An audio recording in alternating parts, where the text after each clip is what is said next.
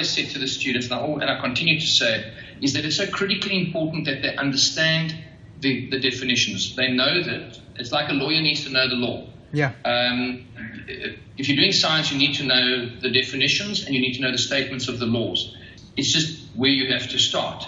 Yep. So that is critically important. The fact that you layer on top of that is an absolutely necessary thing to do. It's a very nice way of building the concepts which you require for the more difficult problems, which you find later on in the NSC questions, in a long question. Yeah. So, yeah. Great. I really like it. I'll just quickly take you through this.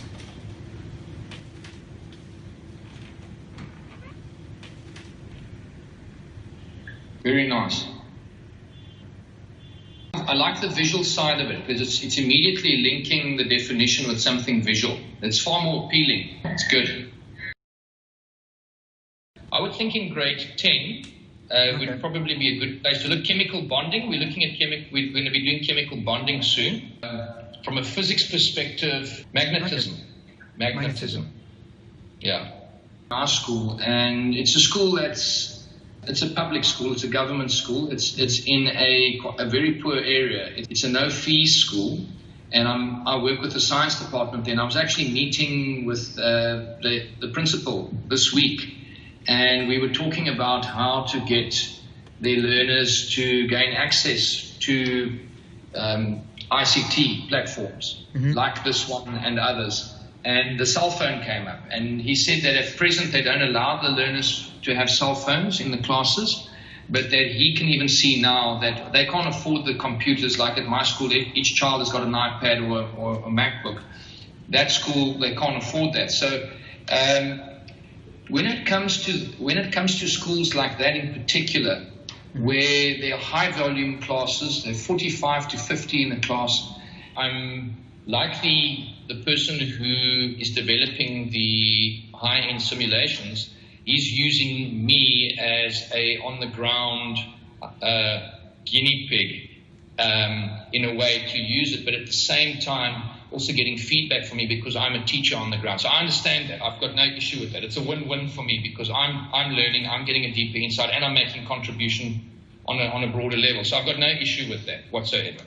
We've been using a platform, I'm sure you're aware of them, Siavula. We've been using Siavula. They've written a mathematics and science platform, which has been used in South Africa for quite a long time. We've been using it for a few years, and they've got a very nice, it also presents, it's a very nice platform.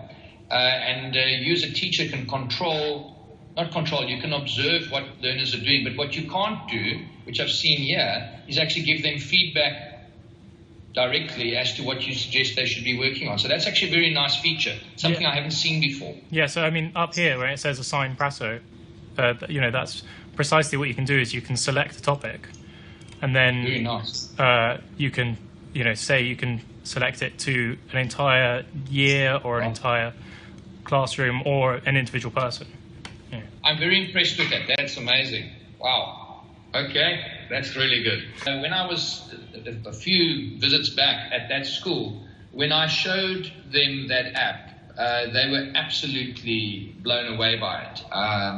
They hadn't seen it, and they were really, really impressed with it. I'm just thinking of like now from an outreach perspective. I'm sitting in a school 3 kilometers away from a school that's really in an impoverished area. If the kids have got questions that they want to ask me, if I want to assign them some work, I can do it off that platform without them having face-to-face with me. Yeah. I think that's a very, very powerful facet of what you've got presented there to me. Yeah, and if it's not already obvious, the fact that they have these personalised accounts means that anything that they do on the app will carry over to any work done on computers.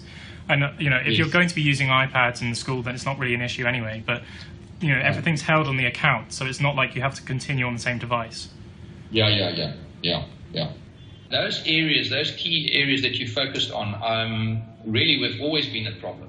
Yeah. You've hit it well in that you're looking at the basic arithmetic. What I'm finding when I help my own kids is multiplication tables.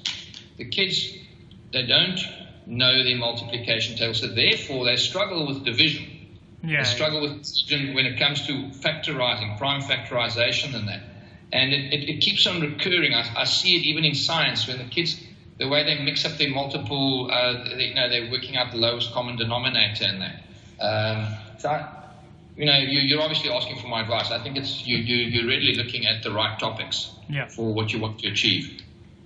We've got a full primary school down the road, but we've got grade 7s as part of our high school. So we've got a whole lot of grade 7 mathematics teachers. Who could possibly look at this and look at it for, as do a guinea pig run. I'm not their head of department, so I can't speak for them, but I can certainly ask them to take a look at it, ask the head of department to take a look at it. So Namala, maybe we could do that for you.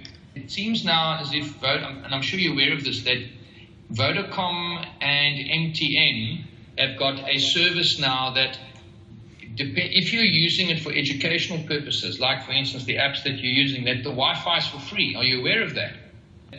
That even in the poorest schools, 70% of the kids have got cell phones. This thing, but Cell C doesn't.